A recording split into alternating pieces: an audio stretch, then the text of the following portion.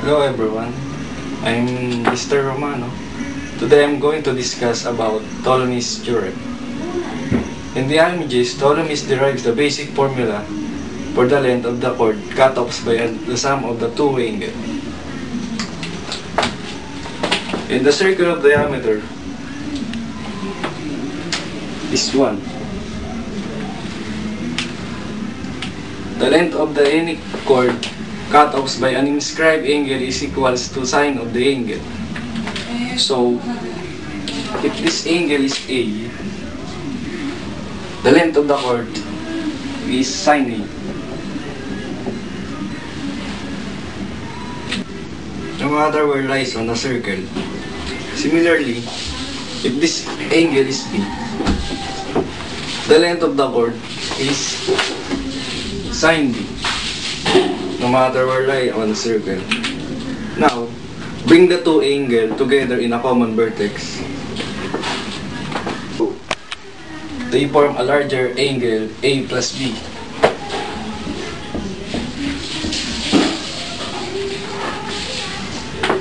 That cut off a chord whose length is a sine of A plus B.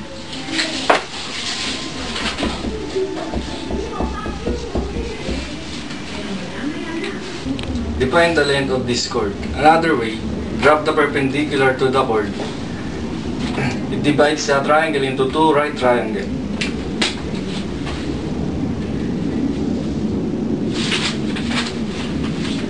Now, the base of this right triangle, it is hypotenuse of sine A times cosine B. The base of this right triangle, hypotenuse is sine B times cosine A. Now, put this together gives the additional formula for the sine. Sine A times cosine B plus sine B times cosine A. It says the sine of A plus B is equals to sine A times cosine B plus sine B times cosine A.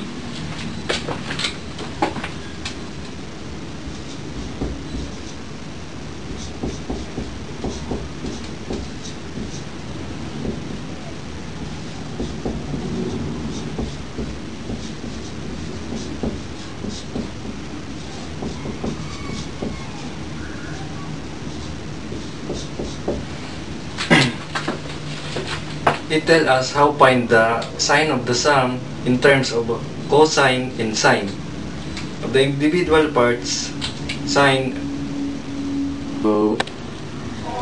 So, sine A plus B is equals to sine A times cosine B plus sine B times cosine A. This is our formula for additional formula for sine.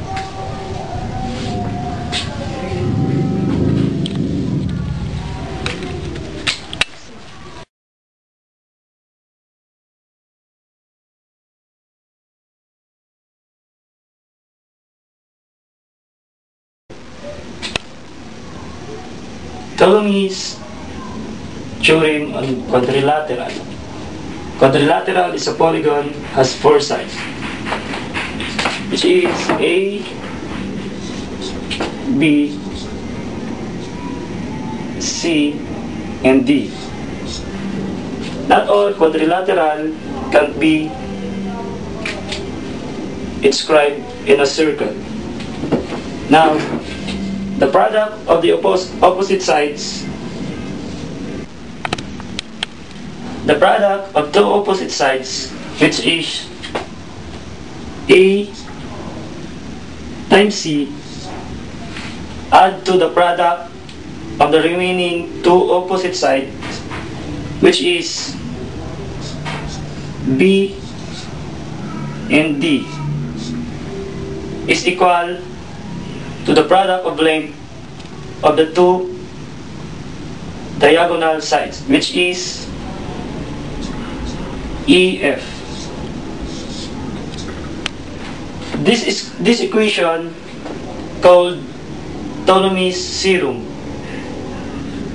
And this equation is true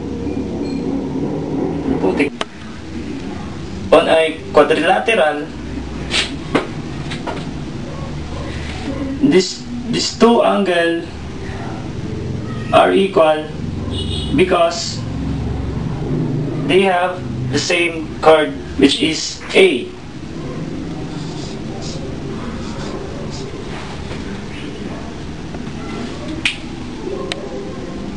On this angle also,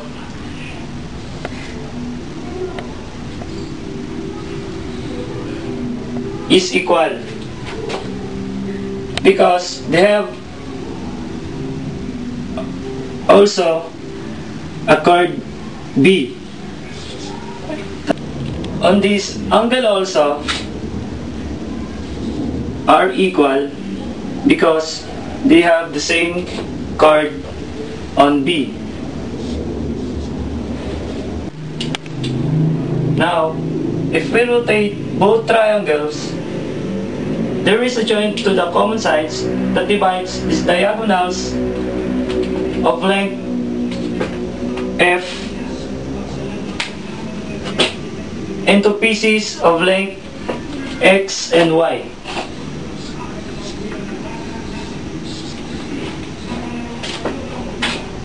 Now we have two pairs of similar triangle, ratios of corresponding sides are equal, which is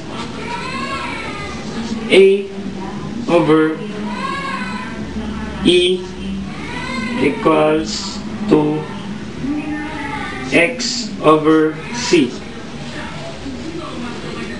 Then we cross multiply. The result is AC equals to EX. And ratius D is corresponding sides are equal, which is B over E equal to Y over D. Then cross the combination of two ratios corresponding sides are AC plus BD equals to EX plus EY. And the rest is just a little algebra, which is AC plus BD equals to E quantity X plus Y. And the final result is AC plus BD is equals to EF. That is, we call the Ptolemy's theorem on a quadrilateral inscribed in a circle.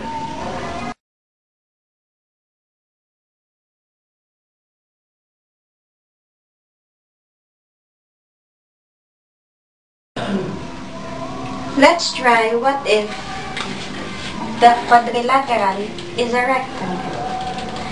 These two opposite sides are equal, so A squared plus these two opposite sides are equal, so B squared equals the product of the two diagonals, E squared. Ptolemy's theorem becomes the Pythagorean theorem for right triangle. The sum of the squared of the two legs is equal to the squared of the hypotenuse.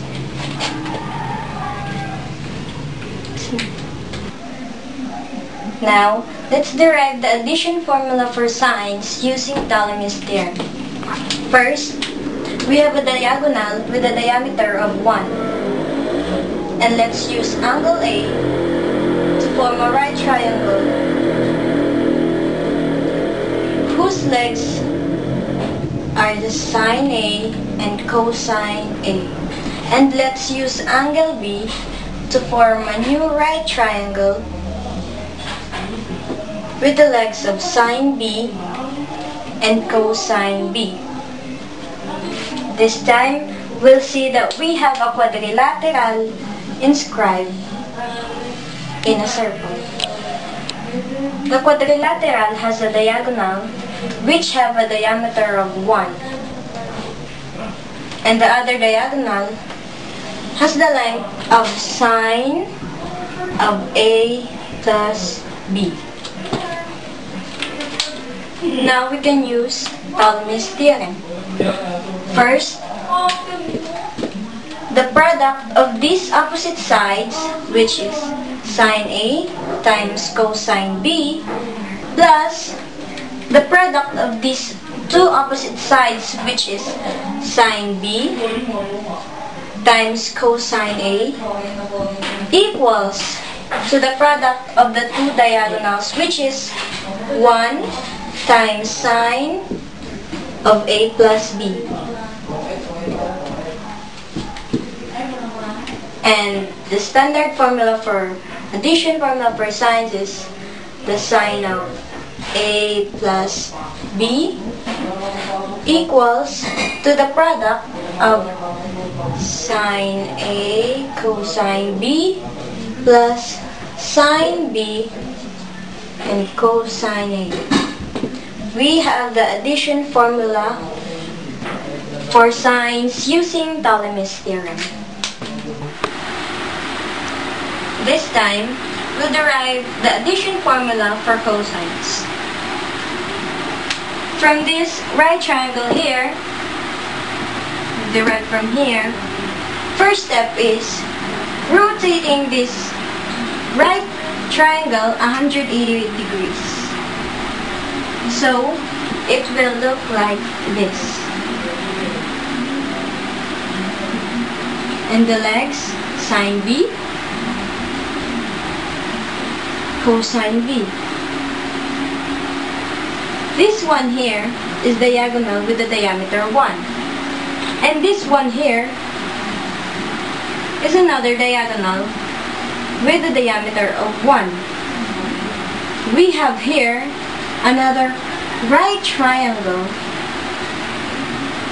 with the length of the leg here is sine of A plus B. And the other leg here is the cosine of A plus B. Again, from figure 1 and figure 2, we have a quadrilateral inscribed in a circle. Start with the diameter here. We'll draw it here. The leg here, sine B. Sine B. Leg here, cosine of A plus B. And the leg here, sine A, and their diagonals,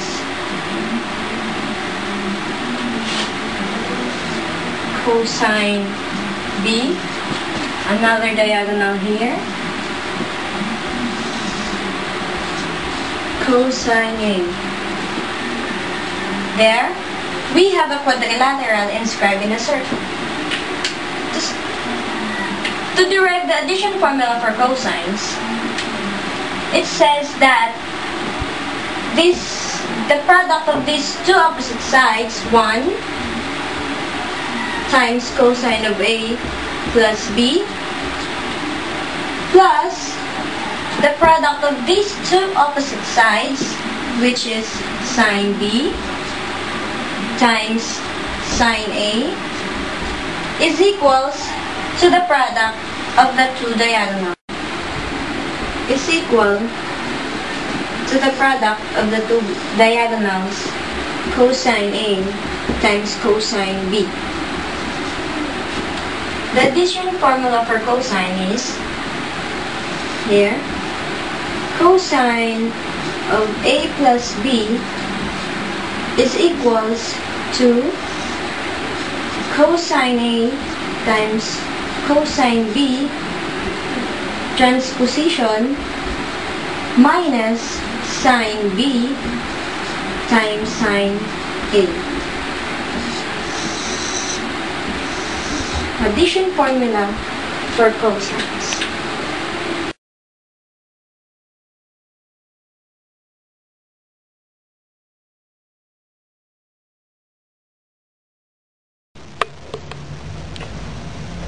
Cevas theorem. Before we understand Cevas theorem, we should know first what is Cevas. Cevas is any line segment and a triangle with one endpoint on a vertex and the other endpoints on the opposite sides.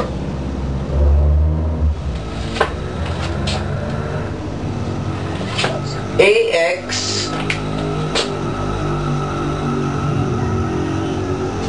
BY and CZ are concurrent because they intersect at a single point in the middle, which is point P. Concurrent means three or more lines that will intersect at a single point in the middle.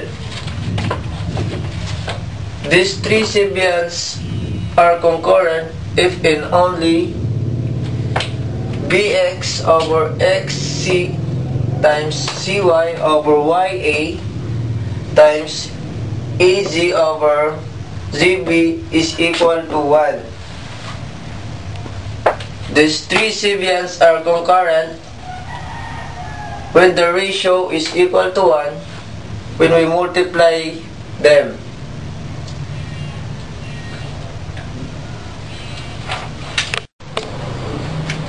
Take a look at this simple proof that the area of a triangle is equal to the base times the height. So we try to understand Cevas bx over xc.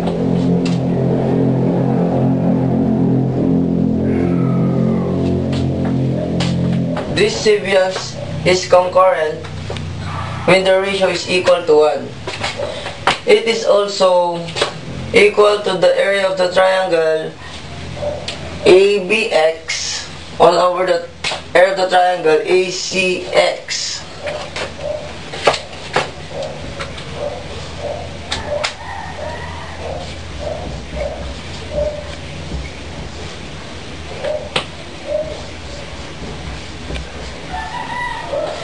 It is true because the area of the triangle ABX is base BX times the height, and the area of the triangle ECX is base also times the height.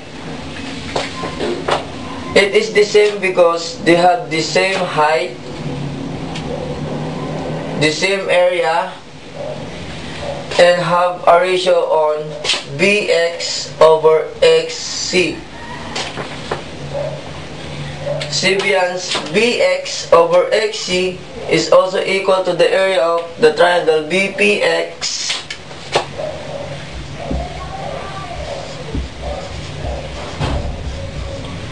all over the area of the triangle CPX.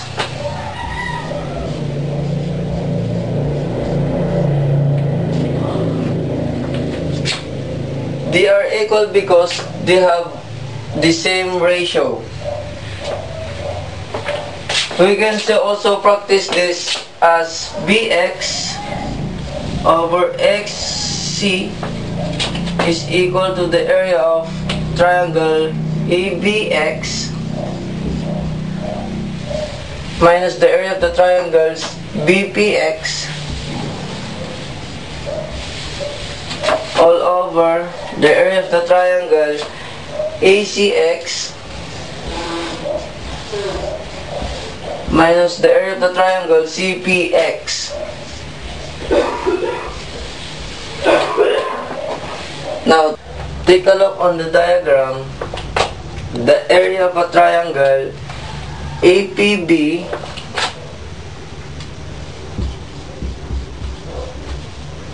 over the area of the triangle APC is equal to the Cevas BX over XC because they have the same ratio. Now we can compute the two Cevas remaining Cevas CY over YA and Cevas AZ over CB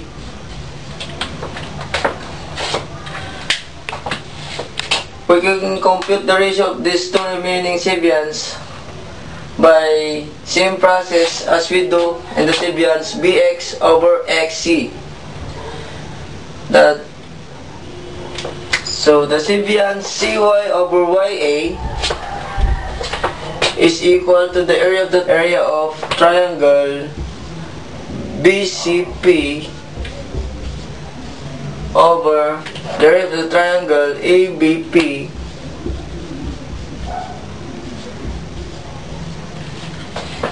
they are equal because they have the same ratio.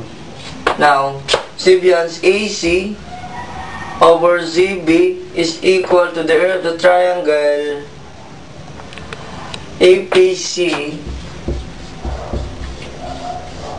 all over the area of the triangle BCP.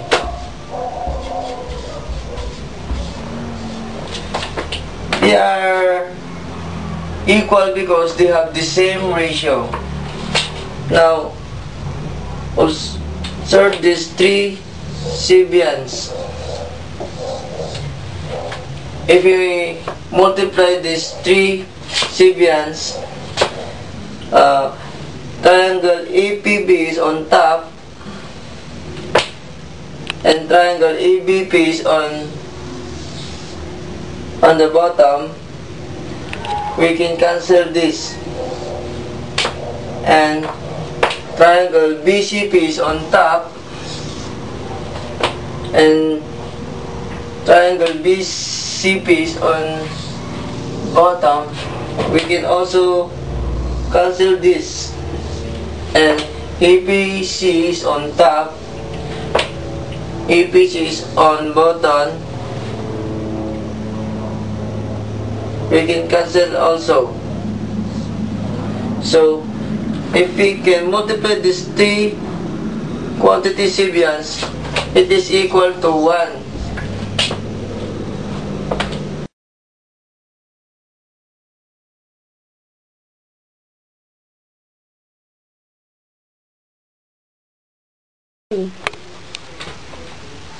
We will assume that the Cevas BX over XC times CY over YA times AZ prime over C prime B is equals to 1. We note that concurrent, it is three or more lines with a single point that intersects at the middle.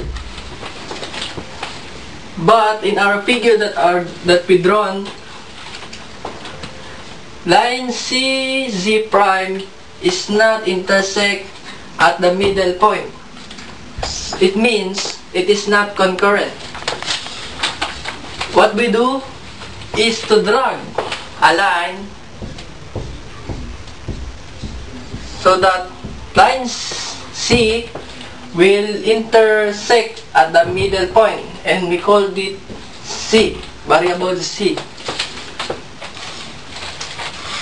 First thing to prove is BX over XC times CY over YA times AZ prime over C prime B is equals to 1. which means AZ prime, this one, over C prime B, this one, is equals to AZ, one, over CB. They are equal because they have the same ratios. So suppose I will give an example.